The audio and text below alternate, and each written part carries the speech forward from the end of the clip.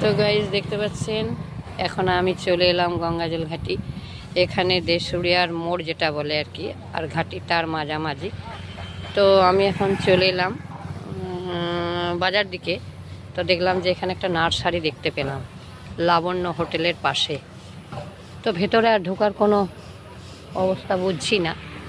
তো দেখে ফুলগুলো ভালোই লাগলো। তো প্রচণ্ড ঘাস হয়ে গেছে এখানে, এখনও পরিষ্কার টরিষ্কার করা হয়নি। তো দেখে খুব ভালো লাগলো বলে আমি ভাবলাম একটা ভিডিও বানিয়ে নিই।